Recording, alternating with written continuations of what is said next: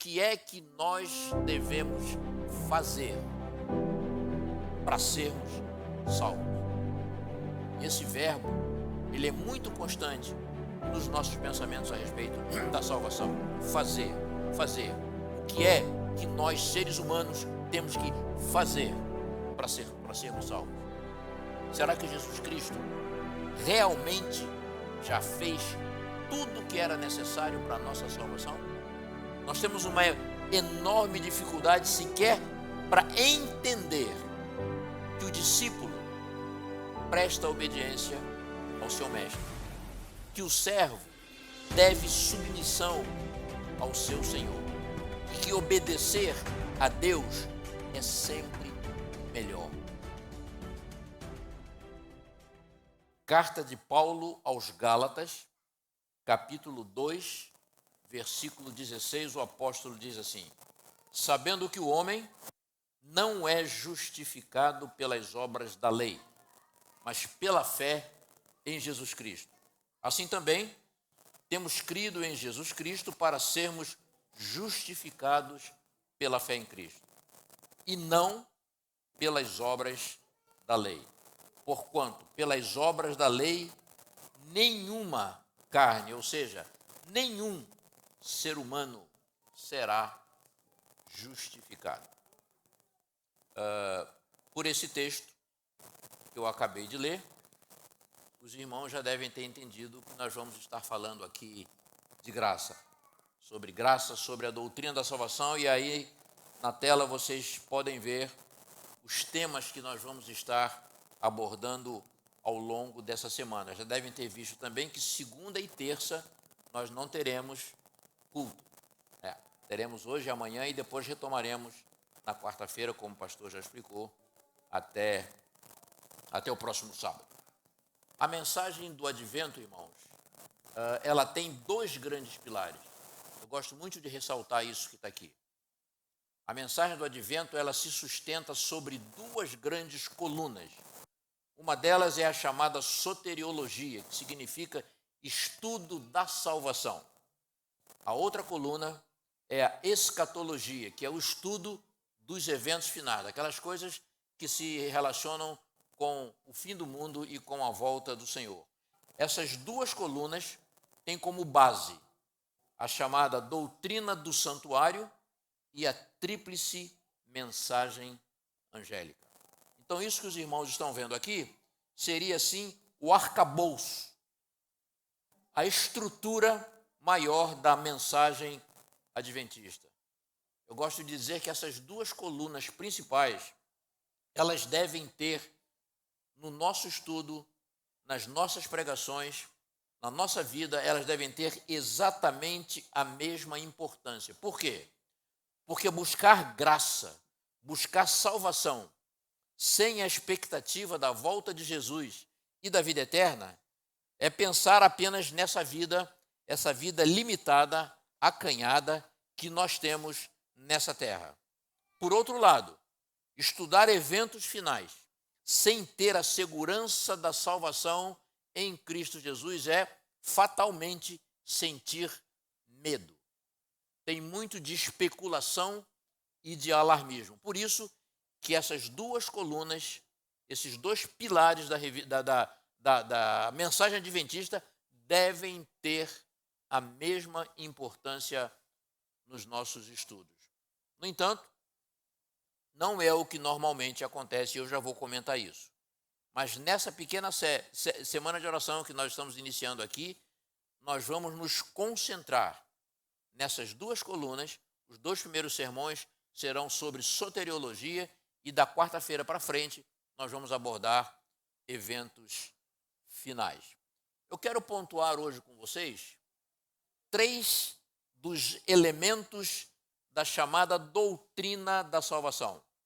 E vamos começar pelo principal deles, que é a graça de Deus. Irmãos, não há como definir plenamente o que vem a ser a graça de Deus. Deixa eu só colocar um suporte aqui, para melhorar um pouco a visão do meu roteiro aqui. Só um momentinho. Ok. Então, vamos lá. Vamos começar pela graça. Eu disse que não há como definir plenamente o que é a graça de Deus, porque seria a mesma coisa que querer definir plenamente o que é Deus, quem é Deus. São coisas que vão muito além daquilo que nós podemos pensar, daquilo que nós podemos falar ou sequer imaginar. Então não há como definir o que é a graça, porque quando nós definimos alguma coisa, nós limitamos essa coisa àquela definição. Agora, eu costumo colocar qual é a minha percepção sobre o que é a graça de Deus. E a minha percepção sobre o que é a graça de Deus é isso que está aqui. Graça é a possibilidade real de vida eterna que nos é oferecida unicamente pela vontade imensa que Deus tem de nos salvar. Então, esse desejo imenso que há no coração de Deus, de que todos os homens se salvem, de que ninguém se perca, essa vontade imensa que há no coração de Deus é o que eu chamo de graça. Então, quando perguntarem a vocês o que é graça, podem dizer isso aí. Graça é a vontade imensa que Deus tem de nos salvar. Eu tinha 15 anos, e lá se vai bastante tempo, quando eu ouvi pela primeira vez um sermão sobre a graça de Deus. E o meu coração juvenil ficou maravilhado com aquela mensagem. E desde aquela época, tudo que eu vinha fazer na igreja, tudo que eu fiz na igreja, tudo que eu produzi na igreja, letras de música, músicas, poemas, programas, sermões, tudo veio embasado por esse entendimento maravilhoso do que é a graça de Deus. Ellen White diz no livro Mensagens Escolhidas que a mensagem da justificação pela fé, que é uma parte central da doutrina da graça, da doutrina da salvação, a justificação pela fé, ela diz que é o centro da mensagem do terceiro anjo. A graça é matéria muito vasta, muito ampla, muito falada, muito cantada, muito pregada, mas nem sempre compreendida da forma bíblica e com a teologia correta. E até por isso, há algumas questões que brotam à nossa mente quando nós pensamos na salvação, quando nós pensamos na graça de Deus. Eu tenho certeza, eu vou colocar aqui algumas dessas questões, eu tenho certeza que todos vocês aqui já pensaram, já meditaram, já refletiram nessas questões. Por exemplo, uma das mais importantes, o que é que nós devemos fazer para sermos salvos? E esse verbo, ele é muito constante nos nossos pensamentos a respeito da salvação. Fazer, fazer. O que é que nós, seres humanos, temos que fazer para sermos salvos? Será que Jesus Cristo realmente já fez tudo o que era necessário para a nossa salvação? Ou não? Essa é uma pergunta. Essas perguntas que eu vou colocar aqui, elas são retóricas, não precisam os irmãos darem respostas agora, mas é para que vocês meditem nisso. Uma outra pergunta importante: qual é, nesse processo de salvação, qual é o papel de Deus? O que é que Deus faz e o que é que o homem faz? Será que em algum ponto do processo de salvação há uma cooperação entre Deus e o ser humano? Ou será que é um trabalho totalmente e somente de Deus? Pergunta profunda essa. Uma outra pergunta importante: do que é que nós somos salvos? Parece uma pergunta a ser feita para crianças, não é? Do que é que nós somos salvos? Mas vejam bem, se os irmãos pensarem, eu acho que eu me adiantei um pouquinho. Eu coloquei uma outra pergunta. O que é que nos salva? Mas a outra vem em seguida e é relacionada com essa. O que é que nos salva? É a graça? É a fé? É a obediência? É o conhecimento da palavra de Deus? É a lei de Deus? Ou será que a nossa salvação ela é provida por uma soma dessas coisas? Se vocês lerem a Bíblia de vocês, vocês vão encontrar, por exemplo, um texto que diz assim: pela graça somos salvos. E aí você fica seguro, eu sou salvo pela graça. Você continua lendo a Bíblia e vai encontrar um texto que diz assim: crê no Senhor Jesus Cristo e serás salvo tu e tua casa. Então eu sou salvo pela fé. Mas você continua lendo a Bíblia e vai encontrar um outro texto, Palavras do Salvador, que diz assim: se queres entrar na vida, guarda os mandamentos. Opa, então eu sou salvo pela guarda dos mandamentos, pela obediência. Você continua lendo a Bíblia e você vai encontrar um texto que diz: o meu povo perece por falta de conhecimento. Então a salvação tem a ver com o conhecimento da palavra de Deus. Será que é uma soma disso? É bom que a gente compreenda bem essa questão. Outra pergunta, então, é que eu já tinha me referido a ela: do que é que nós somos salvos? Se os irmãos prestarem atenção, no mercado religioso, digamos assim, todas as religiões cristãs oferecem, o principal produto que elas oferecem é salvação. Todas oferecem salvação. Mas salvação do quê? E essa salvação oferecida, será que ela é de fato de graça?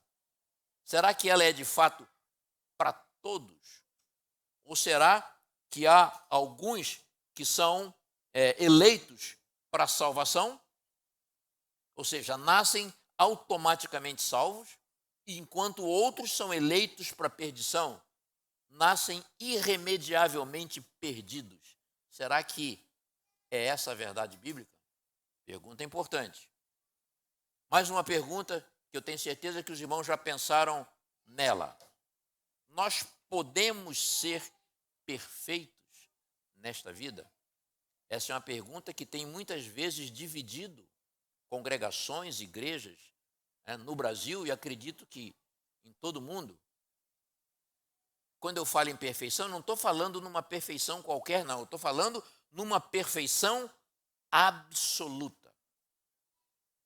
Perfeição absoluta, sem nem o mais distante pensamento pecaminoso ou impulso do coração.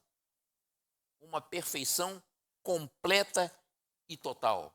Será que nós podemos atingir nessa vida, antes de Jesus aparecer nas nuvens do céu, esse estado máximo, completo e acabado de perfeição? E por falar em perfeição, outra pergunta importante: o que é o pecado? A palavra de Deus conceitua o pecado de diferentes maneiras. Mas o que é de fato o pecado? Como é que o pecado nasce no coração, ou seja, na mente do ser humano? É claro que não há como tratar de todas essas questões num único sermão.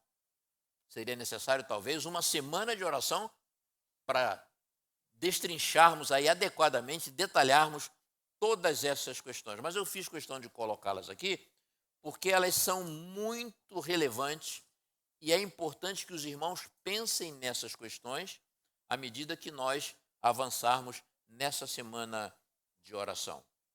Eu costumo dizer que quando nós não entendemos a graça de Deus, não entendemos a salvação da forma bíblica correta, nós corremos alguns riscos muito grandes.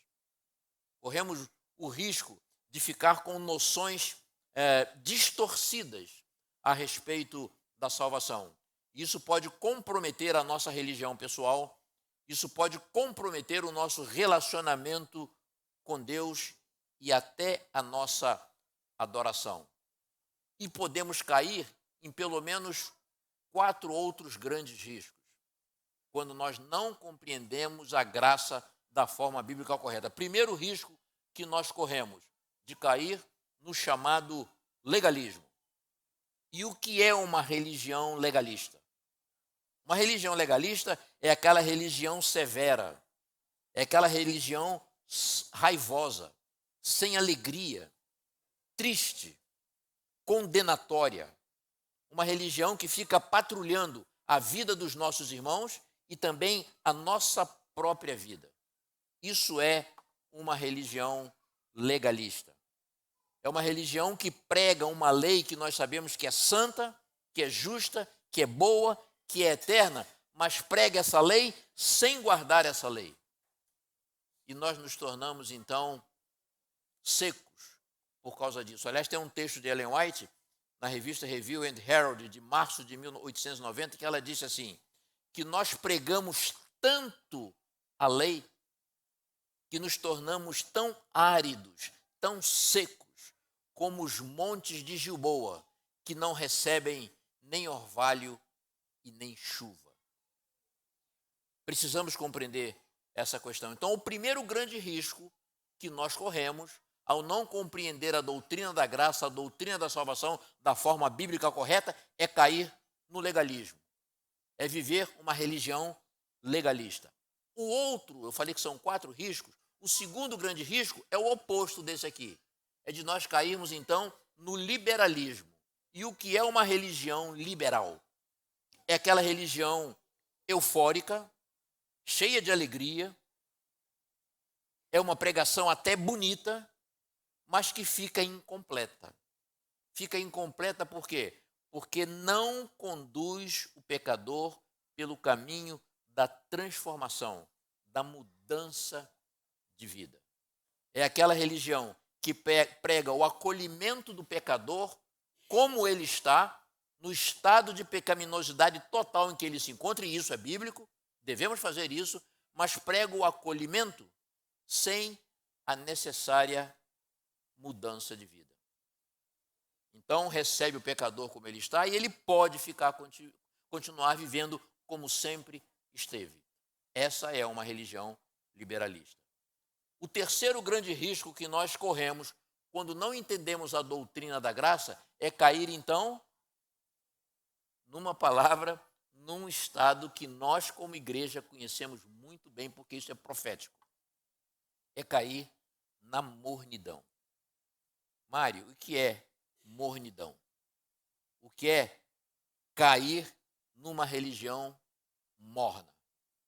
É aquele estado de desinteresse, de apatia, que acaba conduzindo à indiferença, acaba conduzindo à frieza espiritual, à incredulidade e ao ateísmo. Isso é uma religião morna. Então, o terceiro grande risco, cair na mornidão. E o quarto grande risco é cair no medo. No medo? No medo. Medo de quê? Sempre que ocorrem no mundo, e nesse momento isso está ocorrendo, sempre que ocorrem no mundo fatos notórios, no mundo físico, no mundo econômico, no mundo religioso, no mundo político, isso gera em nós, crentes, e até nos crentes do advento, isso gera em nós uma grande apreensão e medo. Medo. E com esse medo do que está à nossa frente, nós começamos uma corrida para as profecias. Aí corremos apressadamente a dar uma estudada nas profecias e fazemos isso de forma temerosa, de forma assustada, de forma alarmista, de forma distorcida, amedrontadora. E nós sabemos que as profecias, nenhuma das profecias foi dada para nos assustar, para nos amedrontar. O papel principal de todas as profecias bíblicas, ao contrário, é garantir que por trás delas existe um Deus que controla a história do nosso mundo e faz isso com mão firme, com braço forte e vai levar a nossa história a um final feliz. Esse é o objetivo de cada profecia bíblica. Mas quando nós não entendemos a graça, nós caímos no medo, no alarmismo.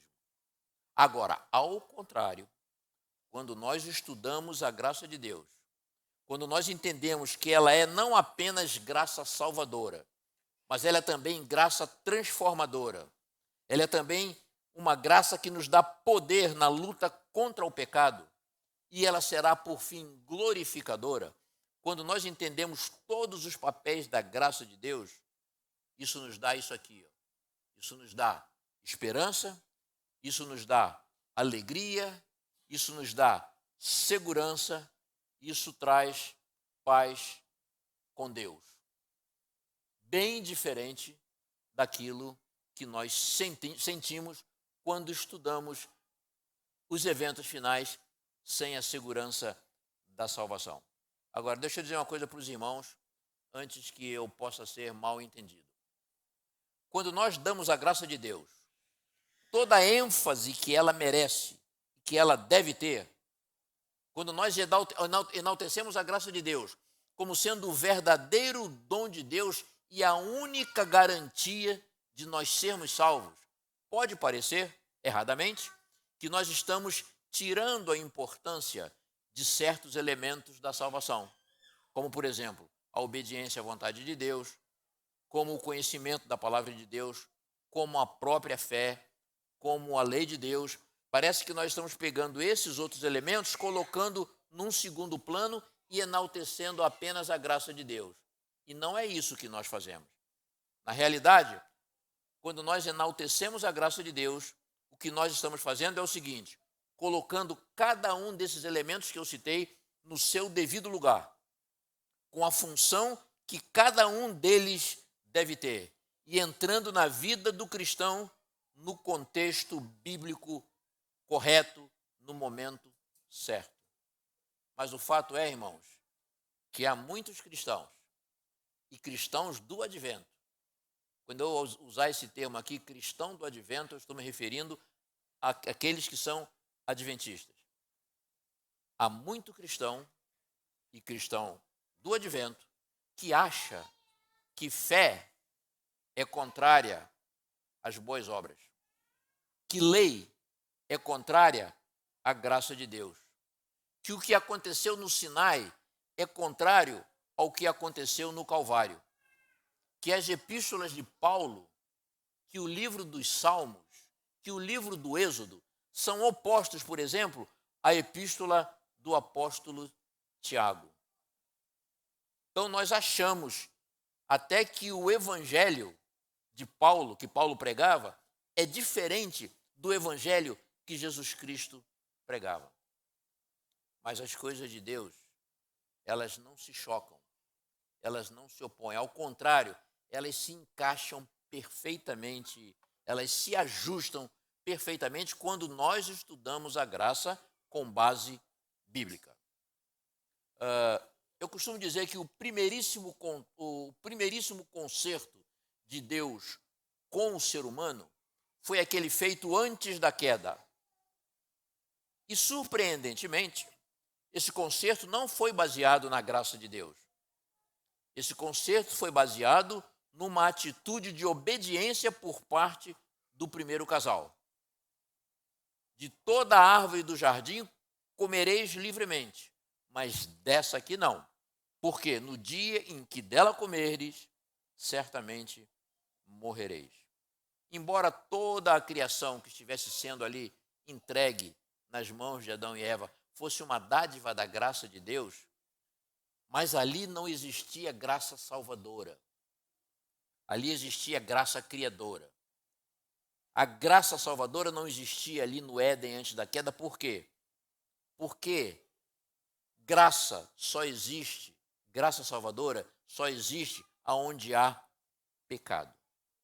Naquele momento, daquele primeiro concerto de Deus com o homem, a graça era apenas uma provisão no coração de Deus, uma intenção, uma disposição no coração do Criador, aliás, de toda a divindade, de morrer pela criatura, caso fosse necessário.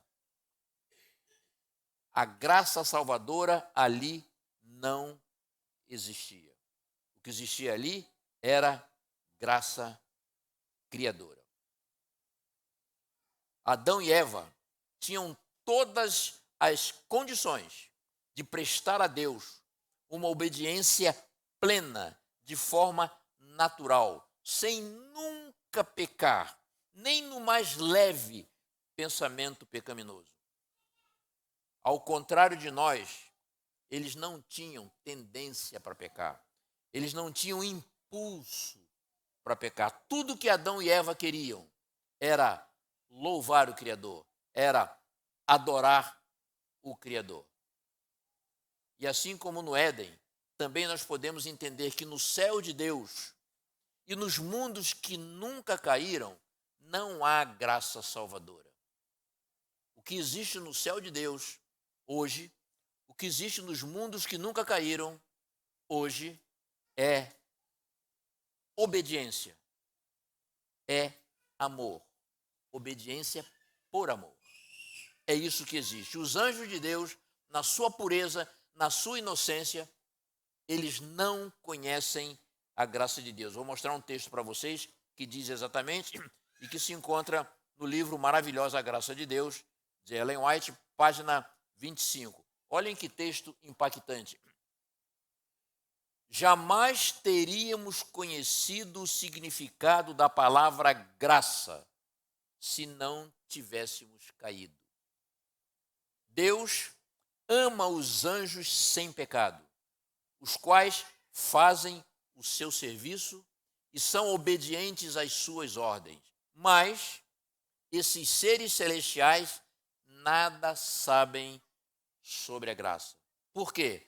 Porque jamais necessitaram dela. Por quê?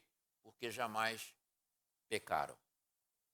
É claro que os anjos acompanham a nossa história, mas eles não têm o conhecimento do que é graça, do que é perdão, do que é arrependimento, do que é confissão, do que é fé.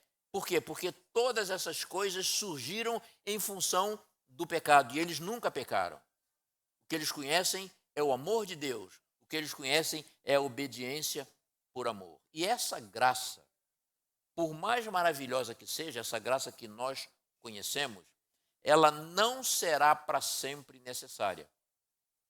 Por quê? Porque como ela só existe onde há pecado, quando não houver mais pecado, não há mais necessidade de graça salvadora. Aliás, tem um texto do livro Mensagens aos Jovens que diz exatamente isso. Ele diz ali: exerceremos domínio próprio até que a graça se perca na glória. Quando formos glorificados, obteremos novamente a natureza santa de Adão e Eva antes do pecado. A partir dali, não precisaremos mais da graça salvadora. Ali, a graça, como elemento de salvação, deixa de existir. Mas então veio a queda, e a partir da queda do homem, todos os concertos de Deus, aquele feito com Adão após a queda, com Noé, com Abraão, com Isaac, com Jacó, o concerto do Sinai, o concerto da nova aliança, todos eles passaram a se basear numa oferta espontânea de graça salvadora da parte de Deus, não mais obediência. Não que a obediência não fosse necessária. Eu estou dizendo que os concertos de Deus com o homem a partir da queda não se baseavam mais na obediência, mas se baseavam profundamente numa oferta voluntária e espontânea da graça de Deus. A obediência passou a ser uma consequência da salvação. Por quê?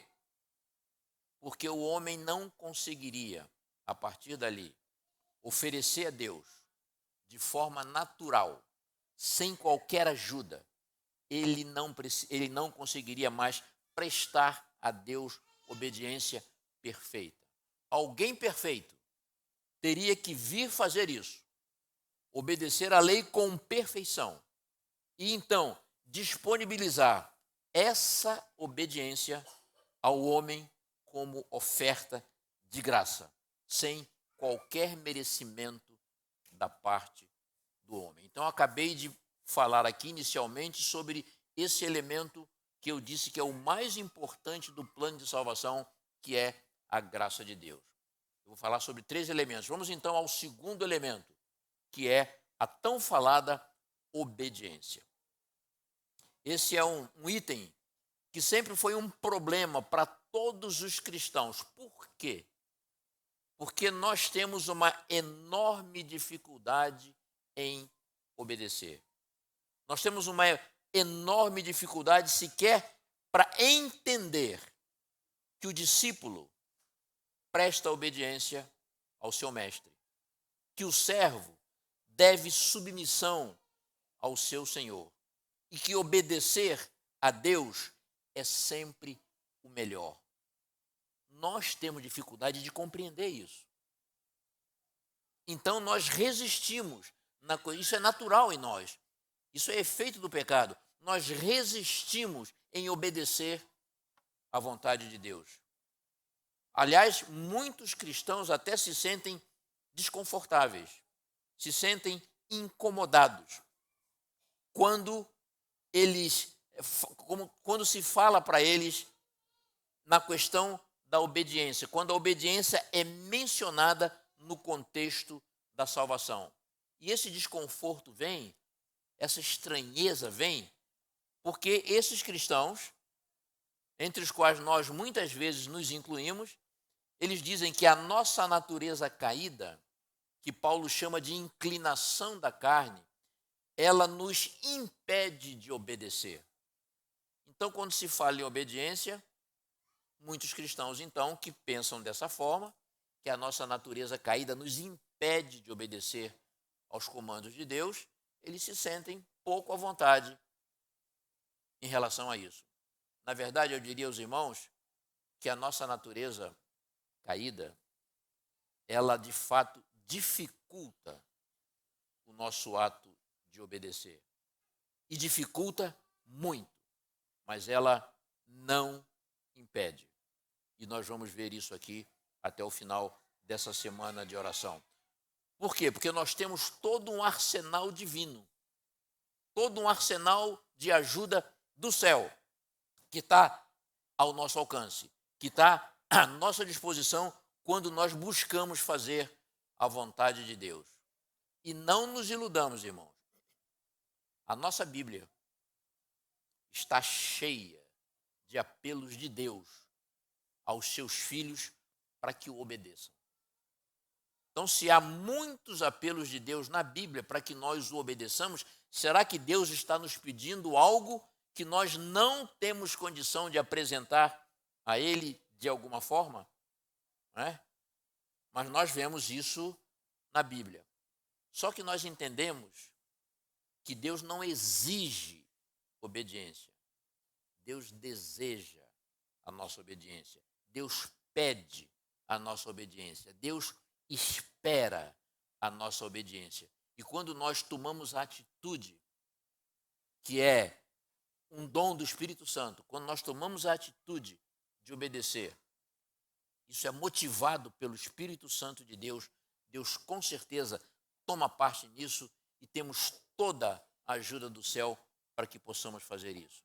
Nem por isso poderemos nos considerar perfeitos.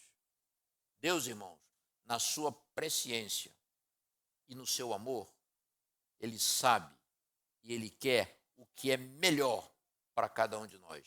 6.000 anos de experiência Deus tem nesse trabalho de nos oferecer o que é melhor.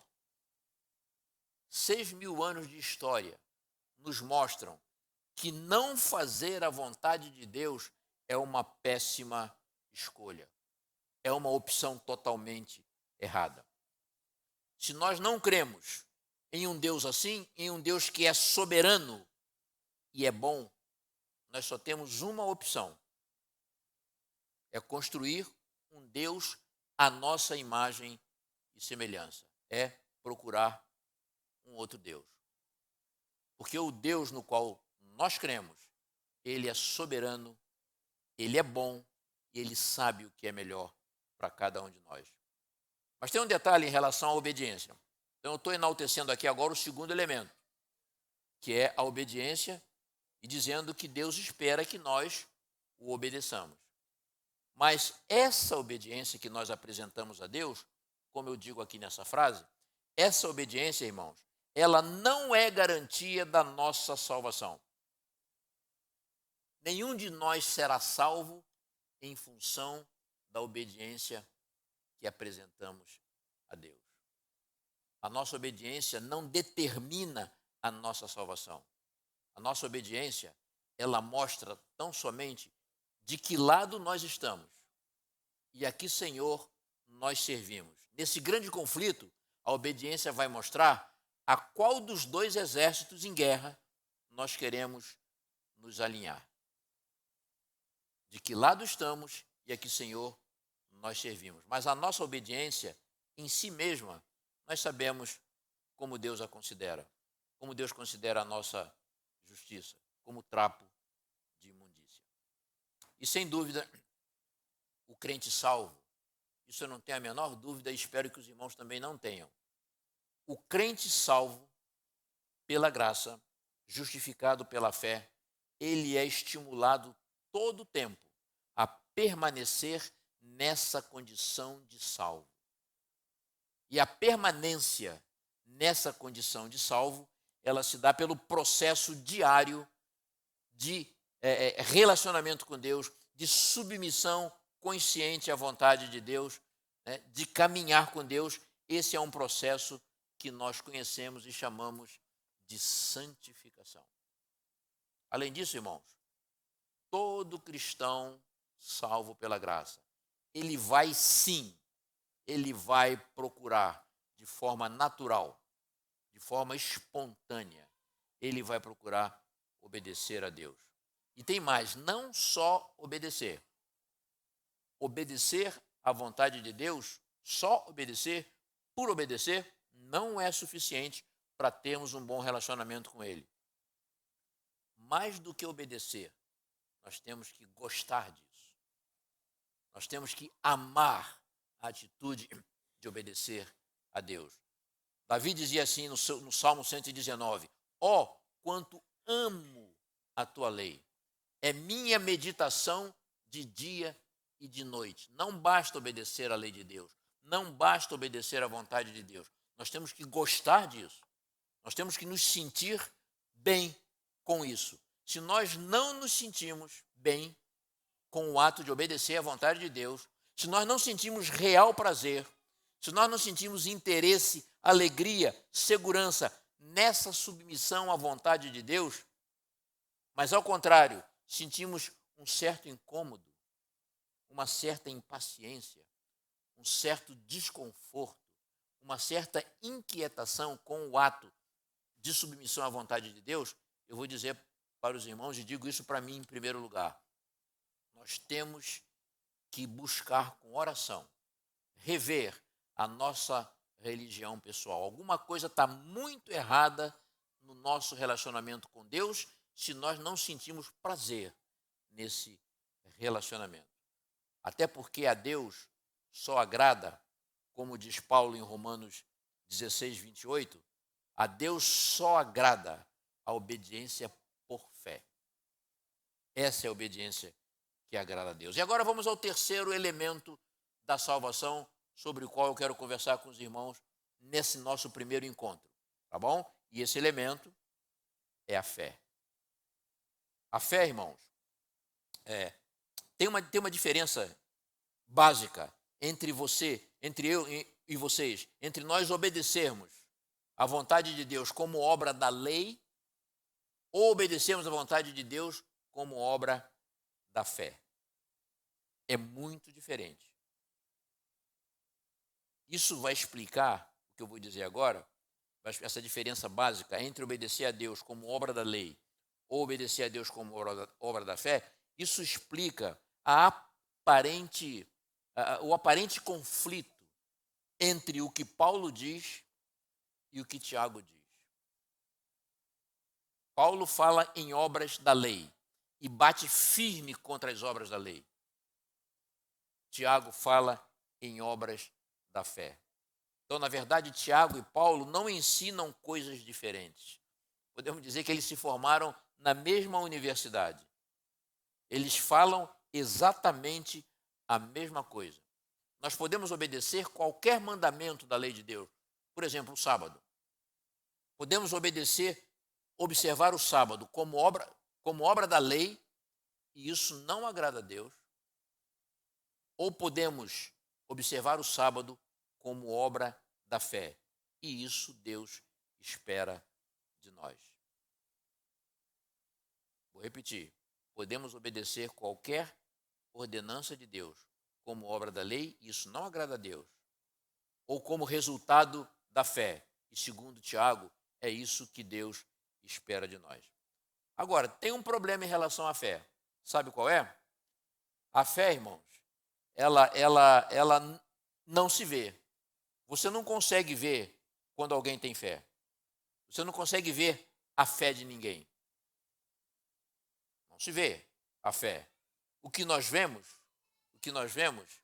é alguma coisa que a fé produz. Ou seja, a fé só é vista nas boas obras que ela produz. É por isso que fé sem obras, ela não existe. A Bíblia diz que fé sem obras, ela é morta. E deixa eu só desligar aqui, que eu acho que o meu celular disparou aqui. Já estou ajeitando aqui. Então, eu estou dizendo a vocês que há uma diferença entre obedecer por obra da fé ou por obra da lei. E que a fé, o problema em relação a ela é que nós não vemos a fé. Você só consegue ver a fé de alguém através das obras que ela produz. É por isso que uma fé que não tem obras, ela não existe. Porque a fé sempre vai produzir boas obras. Porque fé sem obras é o quê? É morta. Então vejam, fé sem obras não é fé. Pode ser chamada de crendice, pode ser chamada de misticismo, pode ser chamada de superstição, mas não é fé. Por isso o termo fé e obras é desnecessário. Quando você fala em fé, você necessariamente está falando nas obras resultantes da fé, porque a fé sem obras, ela não existe, ela não é fé. Então basta dizer fé, porque as boas obras estão implicadas na fé. Mas agora vejam, isso nada tem a ver com uma imagem que eu vou mostrar a vocês aqui. Isso é uma imagem muito interessante e é algo que nós costumamos aprender quando nós começamos a estudar as coisas espirituais. É aquela história do barquinho que tem 2 remos.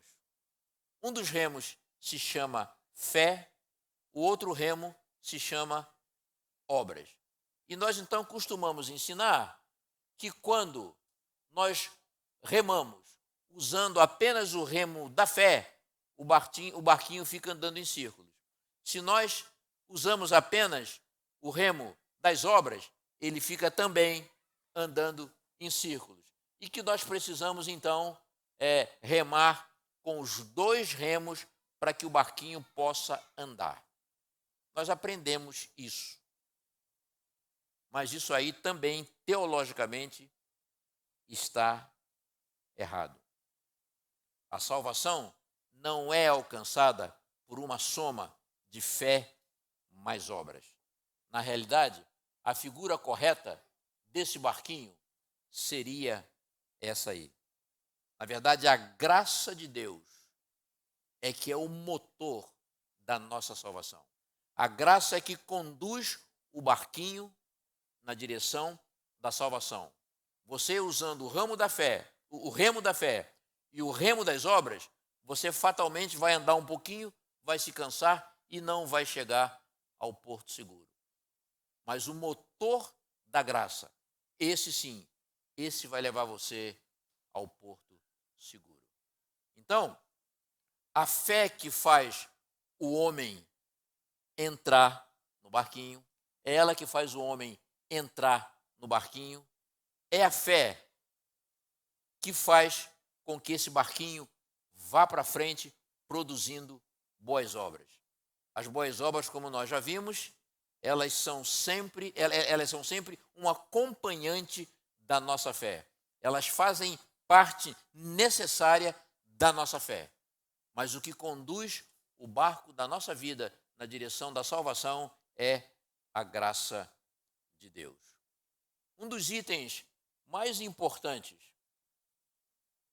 dessa doutrina sobre a qual nós estamos falando é a chamada justificação pela fé.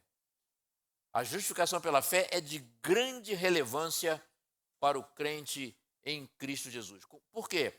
Quando nós afirmamos que nós somos justificados pela fé, nós excluímos qualquer outra coisa que venha da parte do homem.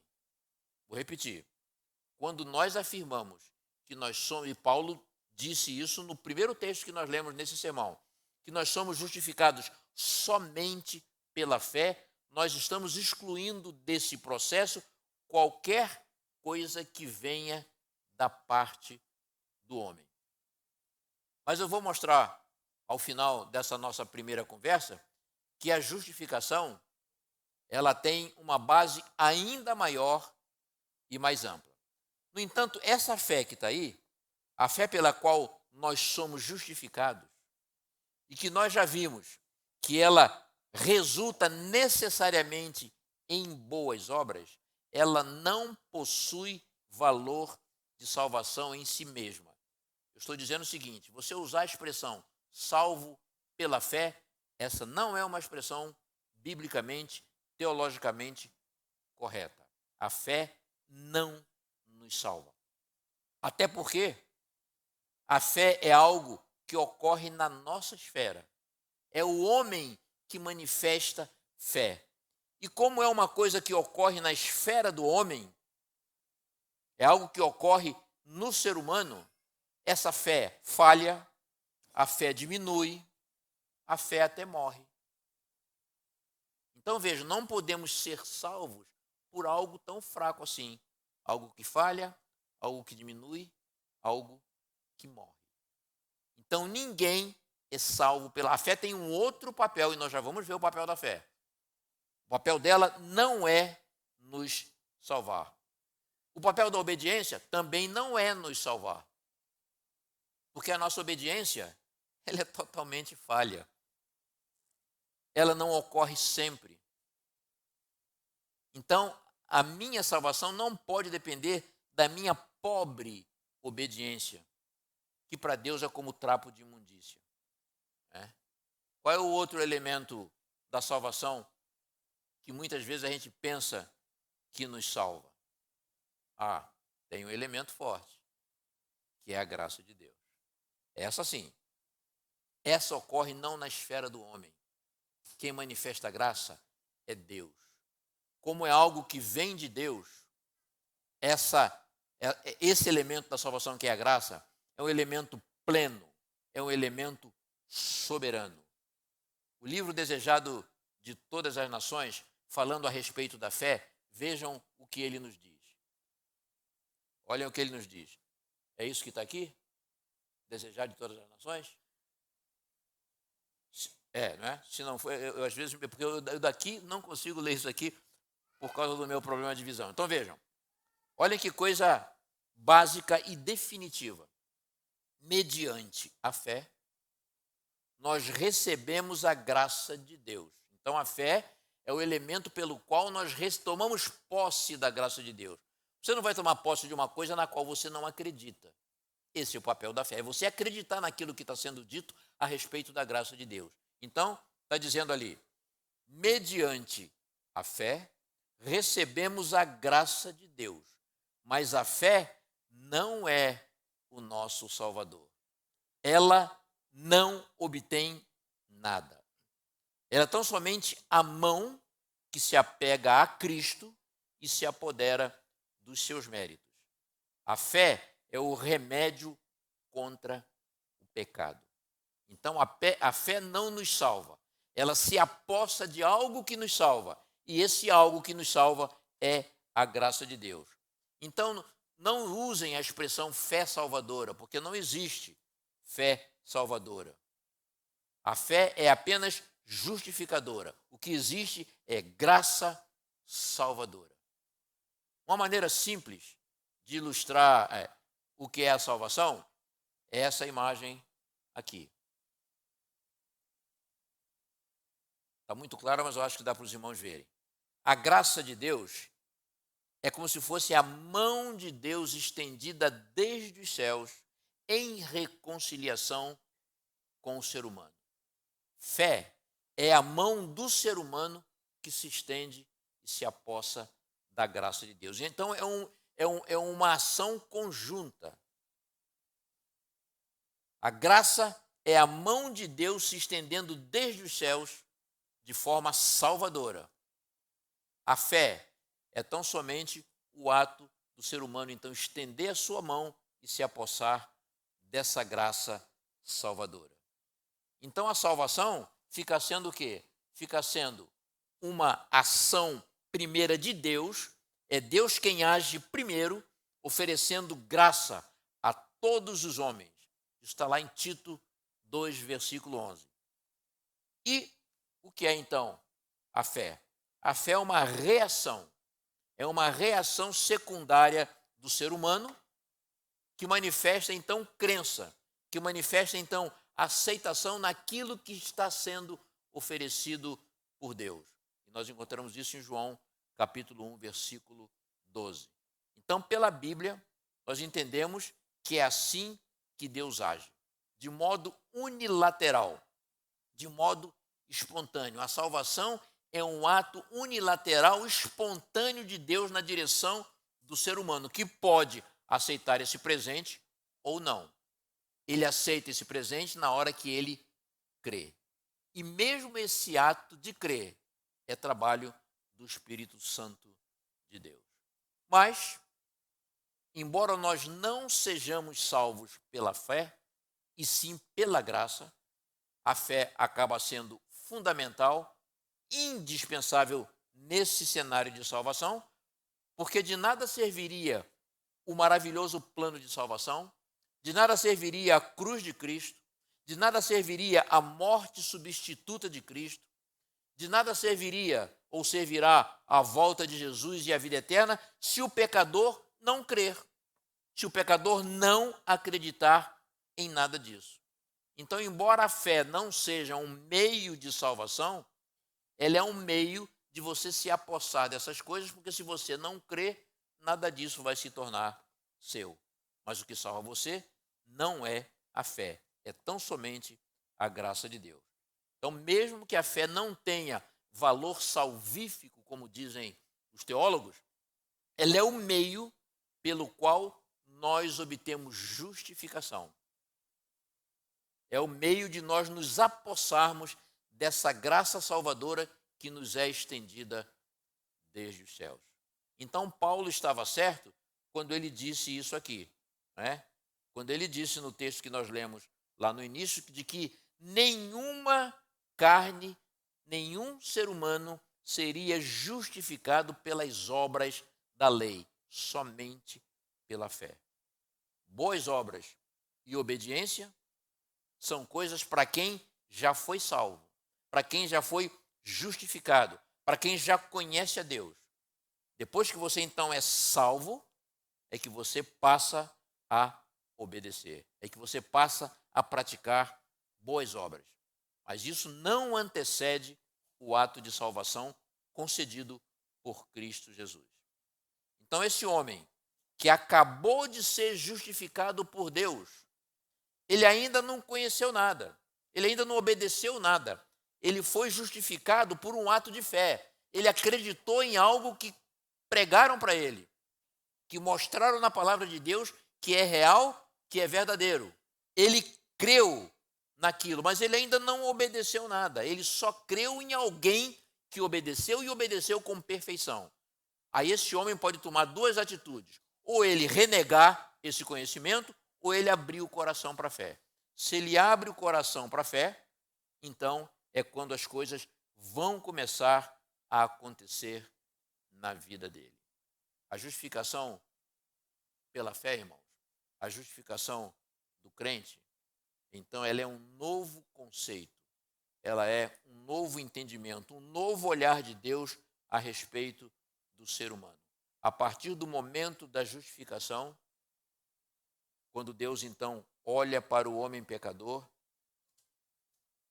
e ele então vê o homem pecador através daquela fé que o homem pecador manifestou.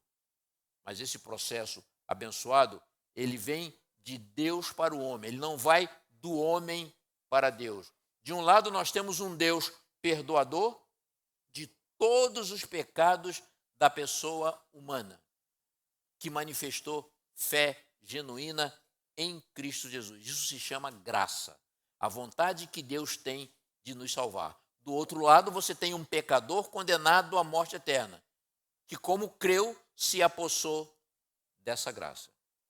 Então, um dia, de um modo abençoado, o amor de Deus, que brilhou na cruz do Calvário, alcançou esse pecador.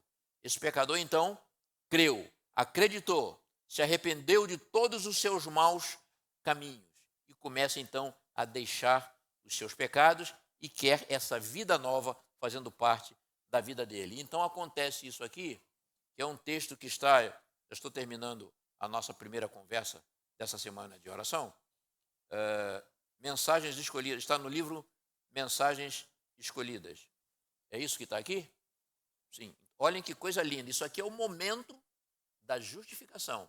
É o que acontece quando o homem crê. Olha lá. O Senhor, então, lança a obediência de seu filho a crédito do pecador.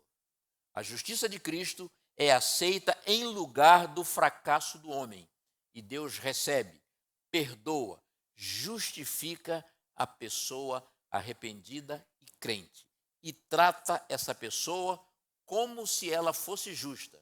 E ama essa pessoa da mesma forma que ele ama seu filho.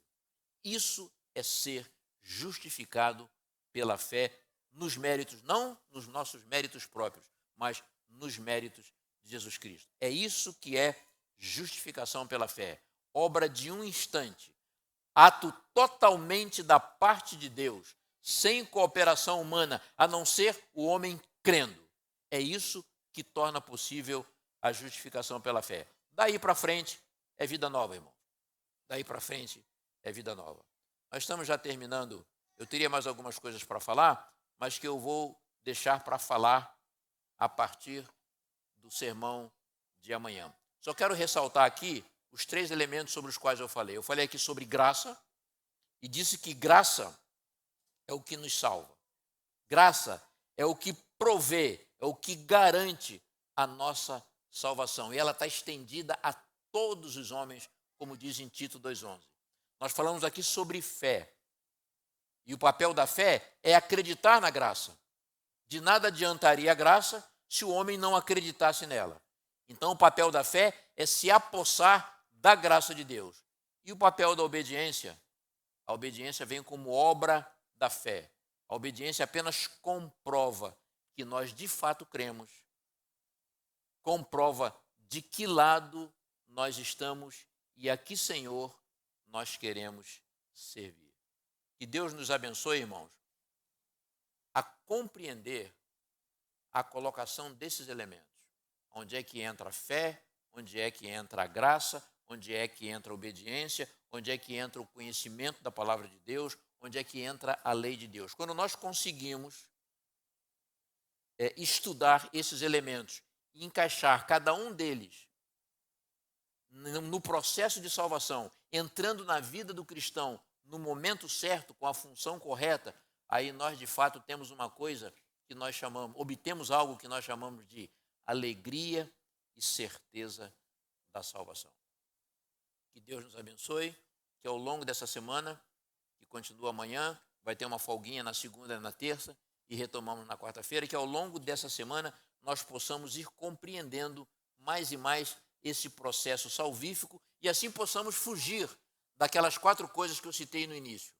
Possamos fugir do legalismo, possamos fugir do liberalismo, possamos fugir da nossa justiça própria, possamos fugir do medo e possamos fugir de qualquer outro elemento que nos afaste daquele que realmente nos salva, que é a graça de Deus.